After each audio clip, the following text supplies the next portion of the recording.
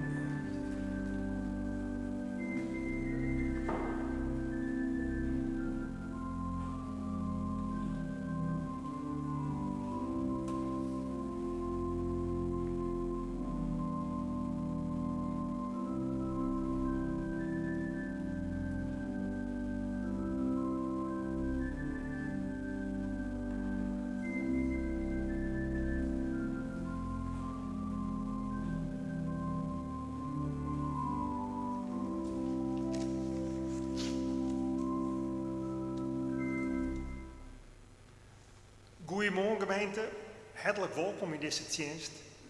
Ik zei die verbonden binnen via de livestream. De Blommen uit Tjerken die gaan als bemoediging en groet van de gemeente naar Piet en Aukje Miedema Koopmans. Komende woensdag is de dankstonddienst in Kimswerd. De gedachtenisdienst die begint na je weken om 10 uur. De eerste collecte is bestemd voor de diaconie. De tweede collecte is bestemd voor de kerk. Nou, ik steen Sieboot, maar ik zeg ernst zitten. Is dus goed, is organist, ja. Lector is Renny Niesink. Voorganger is dominee van der Linden uit Haas. En dus intoslied is Psalm 80, de versen 1, 2 en zo. En we zongen dit al het kind steende. En dan wens ik jou een zegen het dienst.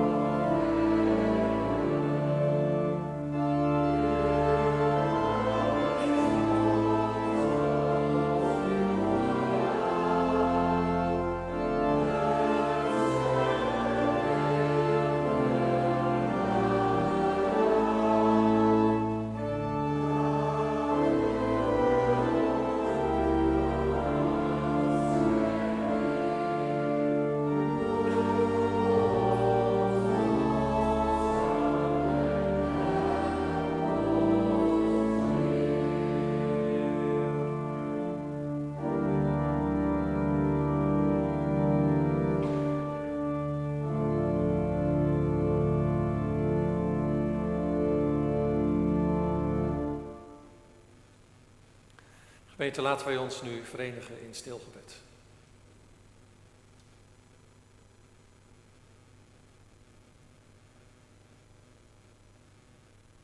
Onze hulp is in de naam van de Heer, die de hemel en de aarde gemaakt heeft, die trouw is tot in eeuwigheid en niet loslaat het werk van zijn handen. Genade zij u en vrede van God onze Vader en van Jezus Christus, onze Heer. Amen.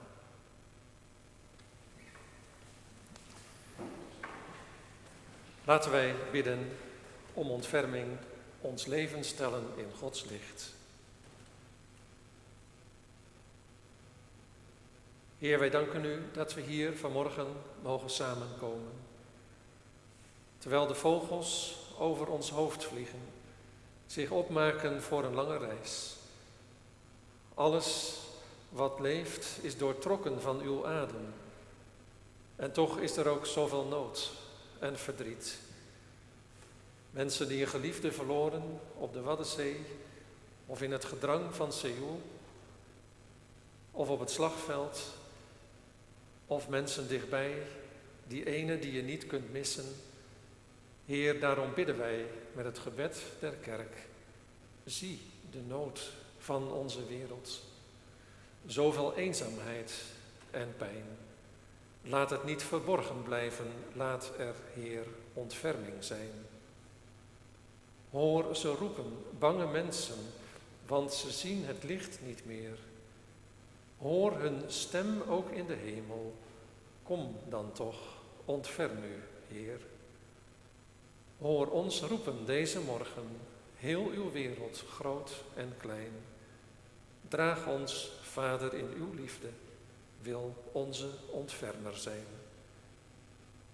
Amen.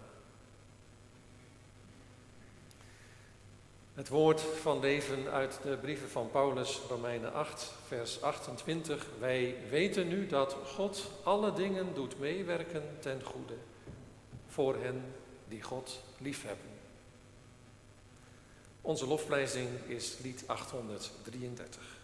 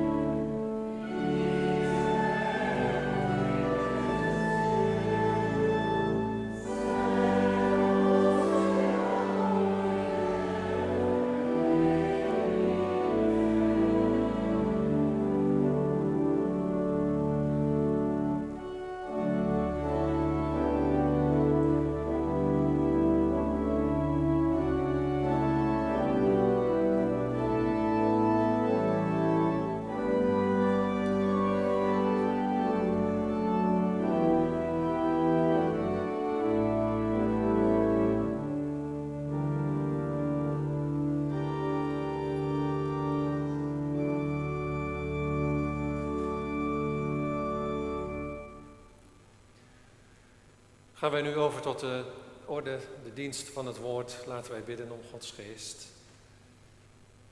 Heer onze God, wij danken u dat wij deze morgen in vrijheid en vrede mogen samenkomen rondom uw woord.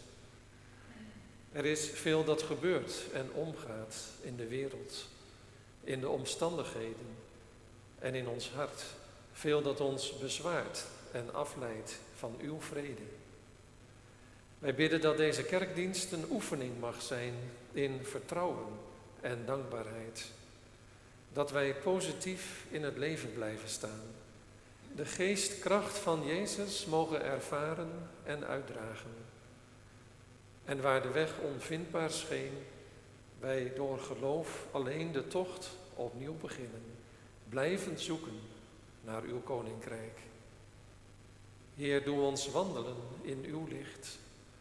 Leg een lied in ons hart, dat wij beseffen hoe groot uw trouw is en hoe groot de hoop van het evangelie. Als kracht werkzaam onder ons, als boodschap van heil en redding voor alle mensen. Heer, stort uw geest over ons uit en maak ons tot mensen die leven in uw licht. om Christus wil. Amen. We luisteren vanmorgen naar het verhaal van Mozes, de jonge Mozes, die door zijn moeder en zijn zus in het leven gehouden wordt en later op weg gaat naar het land Midian.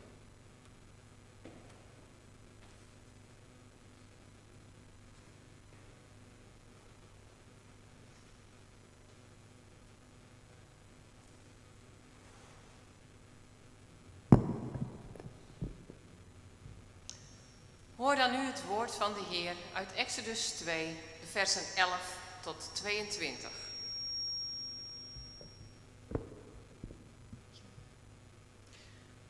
Mozes slaat een Egyptenaar. Op een keer kwam Mozes bij de mensen van zijn eigen volk. Hij was toen al volwassen. Hij zag hoe hard de Israëlieten moesten werken. Hij zag ook dat een Israëliet geslagen werd door een Egyptenaar. Mozes keek om zich heen en zag dat er verder niemand in de buurt was. Toen sloeg hij de Egyptenaar dood. Hij verborg hem vlug onder het zand. De volgende dag zag Mozes 2 Israëlieten met elkaar vechten. En hij vroeg aan de man die begonnen was: waarom sla je iemand van je eigen volk? De man zei: waar bemoei jij je mee? Wie zegt dat jij de baas over ons bent? Wil je mij soms ook doodslaan? Net als die Egyptenaar? Mozes schrok. Hij dacht: de mensen weten wat ik gedaan heb. Toen de farao hoorde wat er gebeurd was, wilde hij Mozes laten doden. Maar Mozes vluchtte. Mozes ging naar het land Midian. Toen hij daar bij een waterput zat, kwamen de 7 dochters van de priester van Midian aan. Ze begonnen de schapen en geiten van hun vader water te geven. Toen kwamen er herders aan die hun weg wilden jagen. Maar Mozes ging erop af om de meisjes te helpen. Daarna gaf hij hun dieren te drinken. Toen de meisjes thuis kwamen, vroeg hun vader: hoe komt het dat jullie vandaag zo vroeg terug zijn? Ze zeiden: een Egyptenaar heeft ons geholpen toen de herders ons weg wilden jagen. En heeft ook water voor ons gehaald en de dieren te drinken gegeven. En waar is die man nu? Vroeg hun vader. Waarom hebben jullie hem bij de put laten zitten? Ga hem halen, dan kan hij bij ons eten. Mozes ging met de meisjes mee naar hun vader. En daarna bleef hij daar wonen. Een van de dochters, Zipporah, werd zijn vrouw. En toen zij een zoon kreeg, noemde Mozes hem Gersom. Ik ben een vreemdeling hier, zei Mozes. Ik woon in een land dat ik niet ken. Dan zingen we nu lied 319, de versen 1 en 2.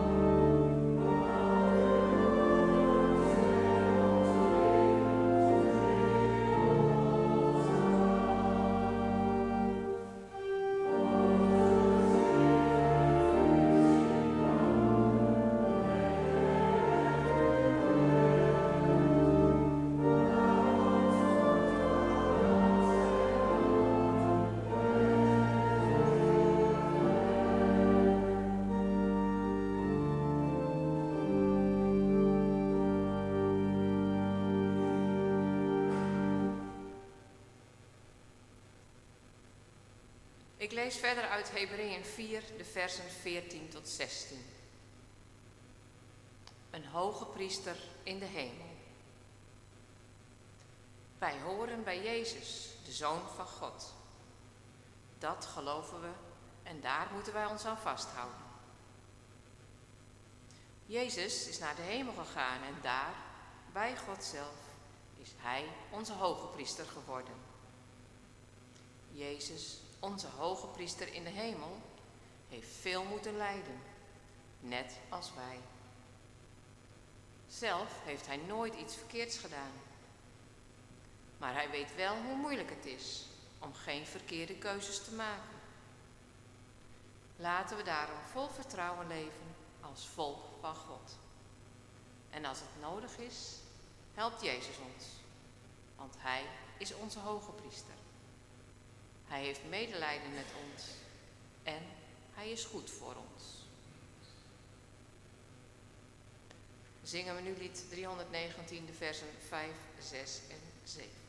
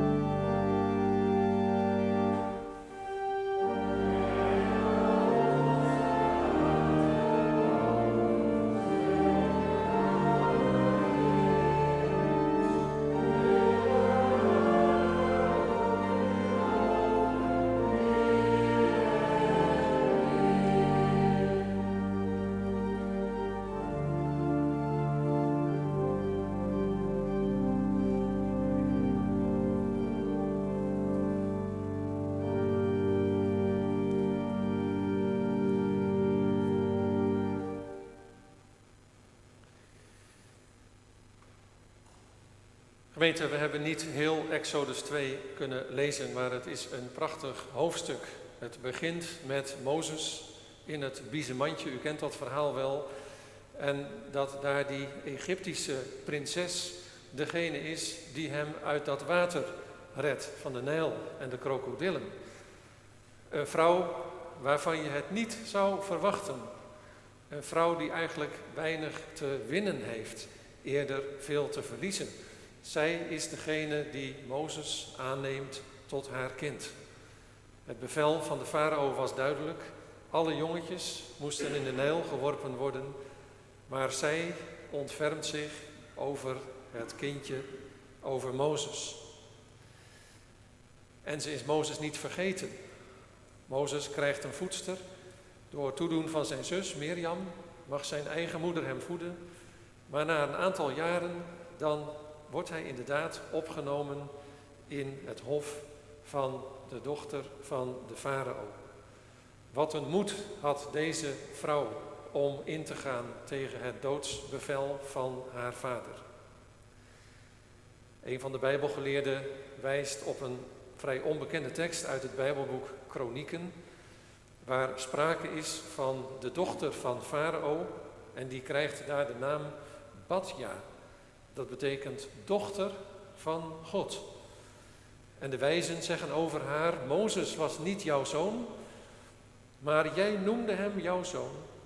Jij bent niet mijn dochter, maar ik zal je mijn dochter noemen, zegt de Heer, omwille van haar moed in het hart der duisternis. En zo zien we veel dappere vrouwen en mannen voor ons.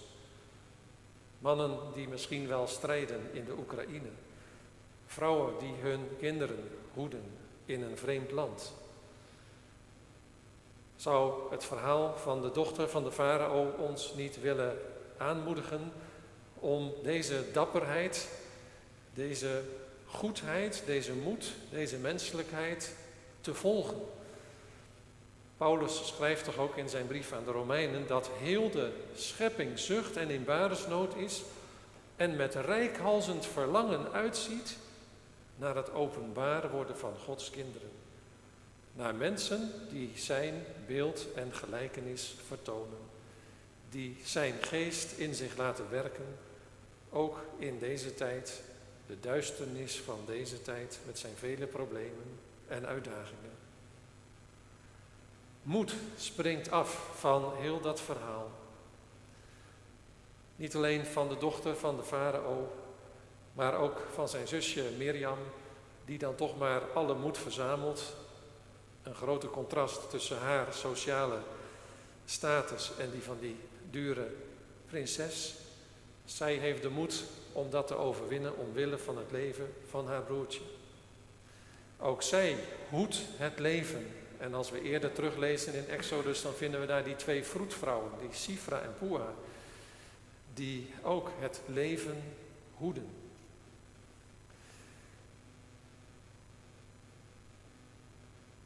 Ik kwam van de week een mooi verhaal tegen. Dat wil ik u even zeggen. Het gaat als volgt. In een droom liep ik een winkel binnen. Achter de toonbank stond een engel. Ik vroeg, wat verkoopt u hier zoal? Alles wat u maar wilt, zei hij. Oh ja, zei ik, echt waar? Dan wil ik graag vrede op aarde, gelijkheid, rechtvaardigheid, gelijkwaardigheid. Oh, wacht even, zei de engel. Je begrijpt me verkeerd. We verkopen hier geen vruchten, maar alleen zaden. Wij moeten er ook zelf mee aan de slag. En als we zo naar Mozes kijken, dan zien we eigenlijk het zaad in de akker vallen. En wat je van die stukjes die we gelezen hebben kunt zeggen, is dat hij 3 keer tussen beiden komt. Eerst tussen die 2 vechtende mannen, dan die 2 Israëlieten en dan bij die put, bij die herders en die meisjes. 3 keer komt hij in actie als de rechtvaardigheid op het spel staat. En de eerste keer is nog ruw en onhandig, want ja, hij slaat ook een Egyptenaar dood. En dat zal hem nog zijn leven achtervolgen. De tweede keer lijkt het er al meer op als hij als scheidsrechter tussen die vechtende Israëlieten optreedt. En de derde keer bij de dochters van Jethro, daar bij die bron, die hun kudde aan het drinken zijn en die mannen die willen hun weg drukken. Maar dan staat Mozes voor hen op. Mozes is een bijzonder figuur. Hij is een profeet, hij is een leidsman. Hij is degene die Israël uit Egypte mag leiden. En al die momenten van zijn leven die bereiden hem daarop voor. Straks zal hij tussen beiden komen, tussen het volk dat verdrukt wordt en de machtige farao van Egypte. En hij is een herder. Hij is ook vertrouwd met de kudden. Hij kent ook het nomadenbestaan van de Midianieten. Enerzijds opgegroeid in het hof, een man met een opleiding, maar aan de andere kant ook het leven op het land. Hij is het die het volk straks uit Egypte zal leiden. En pas de derde keer, als hij die meisjes helpt bij de bron, durft de Bijbelschrijver het ijs te vertrouwen en zegt hij: toen stond Mozes op en bevrijdde hen. Het grote werkwoord bevrijden vinden we hier voor het eerst in combinatie met Mozes. En hoe prachtig gaat het verhaal dan verder. Dan rennen die meisjes naar huis, naar hun vader. En die vader die vraagt: nou, waarom zijn jullie zo vroeg thuis vandaag? Nou, zeggen ze, een Egyptenaar heeft ons geholpen. Een beetje bijbelse humor, hè? Het gaat over de grote Mozes. Maar hij heeft kennelijk nog geen tijd gehad om zijn huivebaard, zijn Egyptische voorkomen af te leggen. Een Egyptenaar heeft ons geholpen. Nou, zegt hun vader, roep hem dan kan hij mee eten. En bijbeluitleggers die zeggen eventjes ons, kijk, dat woord voor mee eten, dat werd in de oudheid ook gebruikt voor het sluiten van een verbond. Als je samen aan tafel zit, dan heb je een gemene zaak. Als je samen eet, dan drukt dat gemeenschap uit. En dat werd in zakelijke en in familiaire kring zo gedaan en gevierd. En daaruit kun je proeven dat deze vader ook eventjes nadenkt. Hij denkt, ik heb nog 7 dochters.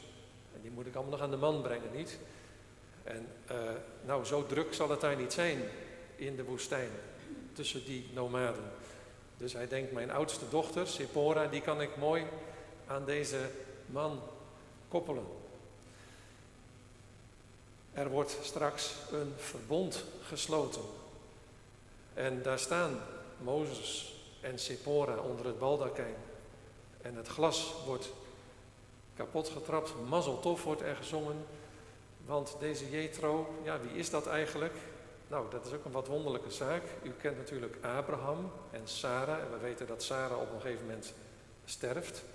En wat dan vrij onbekend is, dat Abraham voor een tweede keer getrouwd was met Ketura.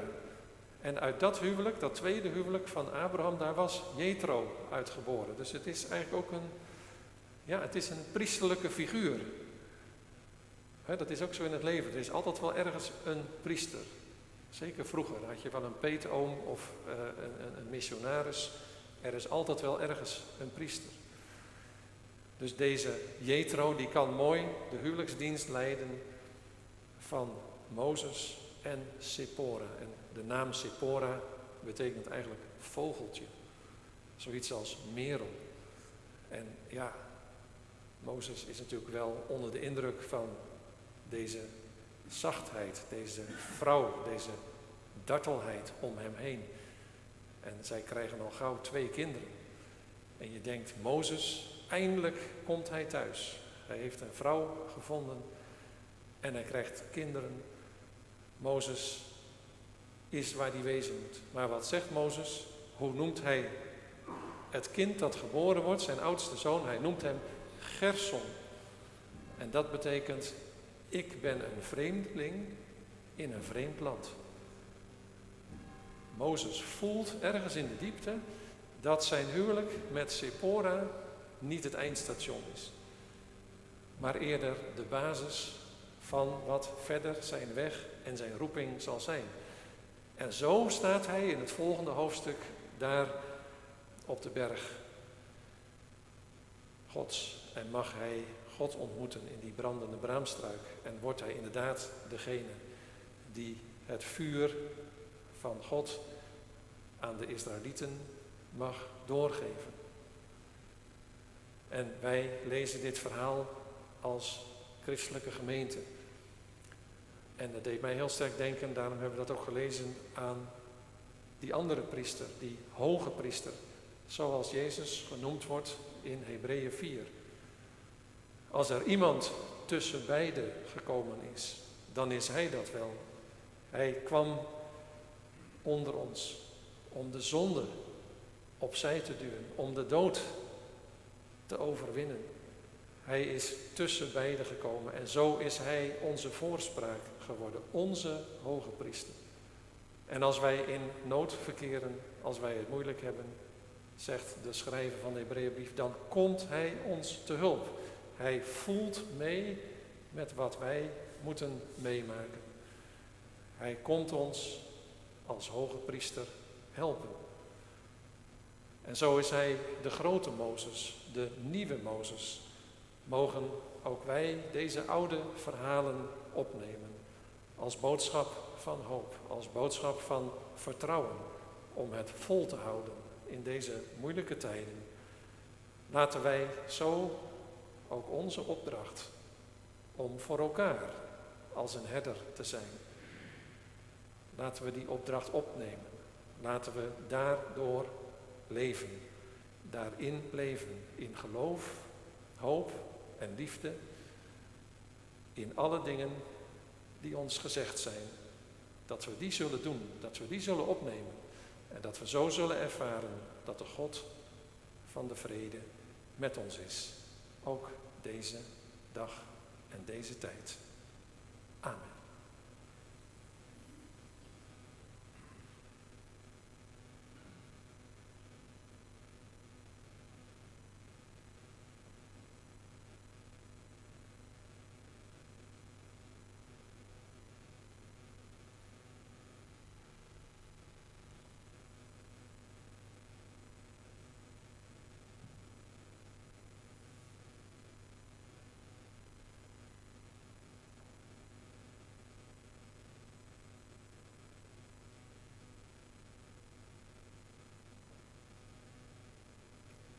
Laten wij zingen als antwoordlied, lied 542, de versen 1 tot en met 4.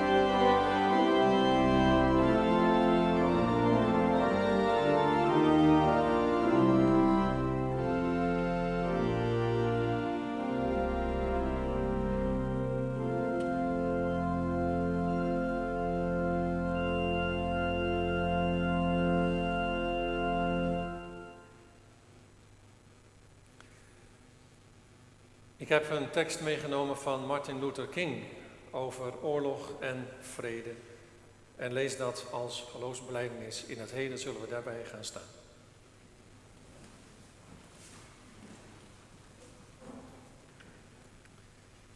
Ik koester een droom dat de mensen eens zullen opstaan en zullen inzien dat ze geschapen zijn om als broeders en zusters te leven met elkaar.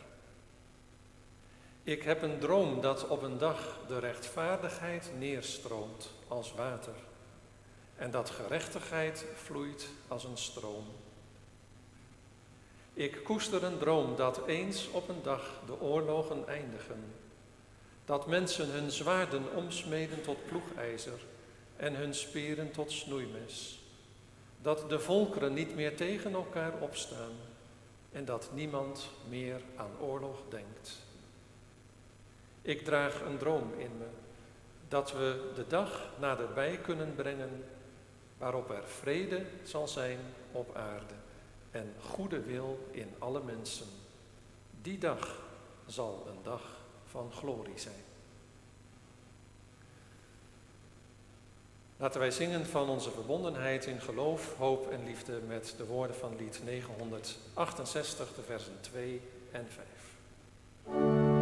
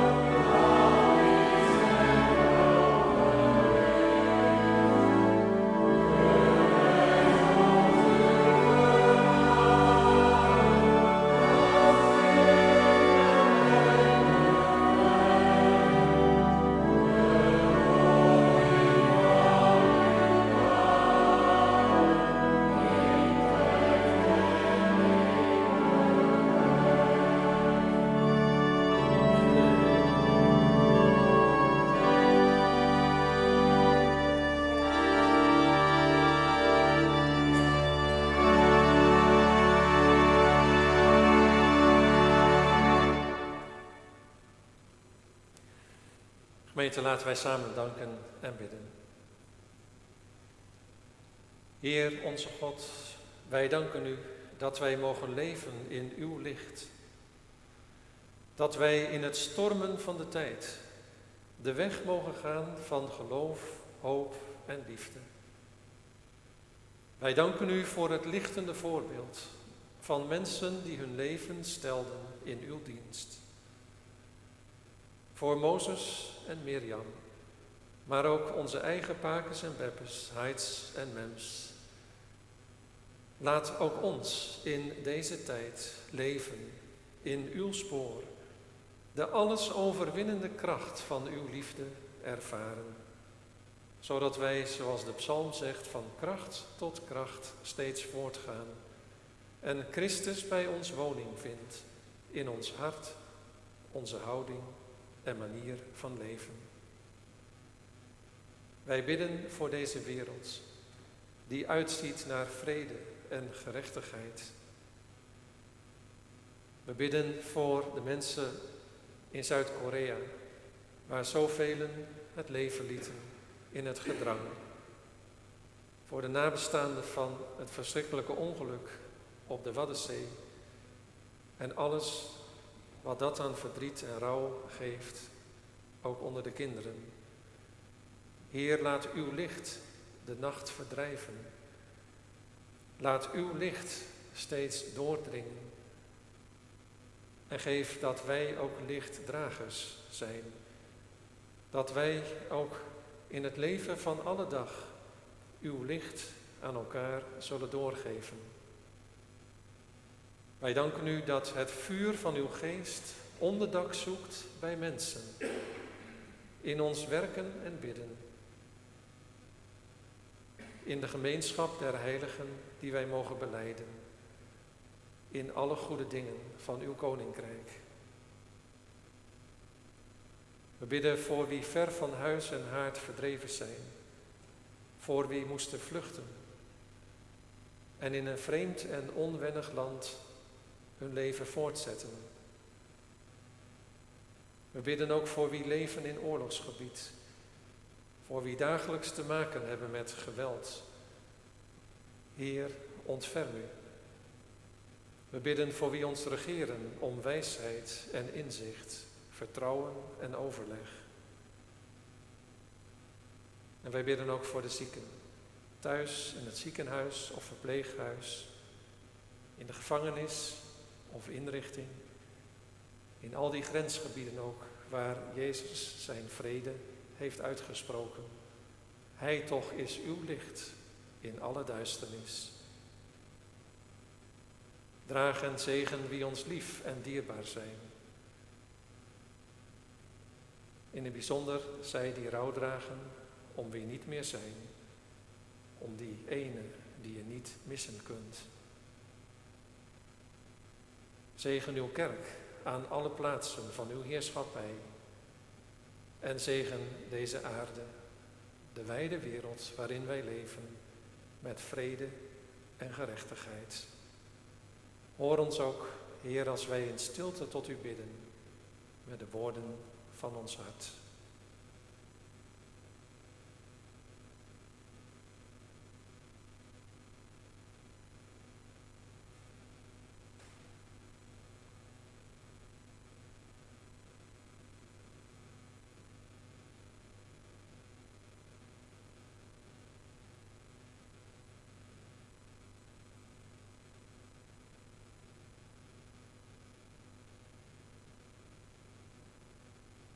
En verbonden met uw kerk van alle tijden en alle plaatsen bidden ook wij. Onze Vader, die in de hemel zijt, uw naam worden geheiligd, uw koninkrijk komen, uw wil geschieden, gelijk in de hemel, als ook op de aarde. Geef ons heden ons dagelijks brood en vergeef ons onze schulden, gelijk ook wij vergeven onze schuldenaren. En leid ons niet in verzoeking, maar verlos ons van de boze. Want van u is het koninkrijk en de kracht en de heerlijkheid tot in de eeuwigheid. Amen. Het is nu tijd voor de collecte. Uw gaven worden gevraagd en we zingen daarna een lied waarvan ik begrepen heb dat het van de padvinders afkomstig is. Lied 425, een mooi lied voor onderweg om deze dienst mee te beëindigen. Lied 425 na de inzameling van de gaven.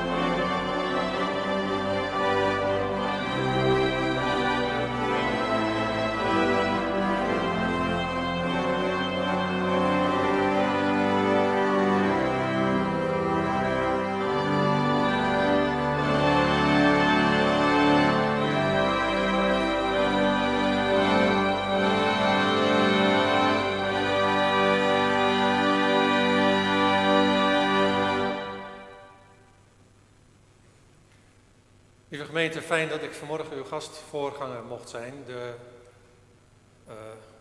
weg tussen Kimswerd, Arem en Haas is nogal geblokkeerd. Het was ook een hele kloute partij om hier te komen. Ik had het kunnen weten, want gisteren had ik met mijn vrouw aardappels gehaald. Rode Star, want dat haal je uit Kimswerd. Als je in Harlingen woont. 3 zakken, 60 kilo. Wij zijn maar met z'n tweeën, maar er zijn ook anderen die dat wel kunnen waarderen. Zo'n heerlijke aardappel van de Friese grond. En voor degenen die misschien het Fries Dagblad gelezen hebben en de columns, ja, die zijn gestopt. Na 100 keer dacht ik, het is mooi geweest. Is het goed gekomen met de integratie in Friesland? Nou, vanmiddag heb ik nog een kerkdienst. Ik mag in het Friese dorp Echtenerbrug een Friese dominee bevestigen. Die in Harlingen pastoraal medewerker geweest is en die op mijn weg kwam als degene die mij vroeg, wil jij mij bevestigen? Dus daar zie ik naar uit. Dat wou ik toch even met u delen, dat deze zondag ook nog weer een nieuwe predikant in onze mooie provincie wordt bevestigd. Het woord gaat door. Het is een late roeping, hij is al in de 50, maar het gaat hem lukken en we leven met hun mee. Gemeente, ga heen in vrede. Verhef uw hart tot de Heer, waar onze hoge priester is, die ons ziet. De Heer zegene u en hij behoede u. De Heer doe zijn aangezicht over u lichten en zij u genadig. De Heer verheffe zijn aangezicht over u en geven u vrede.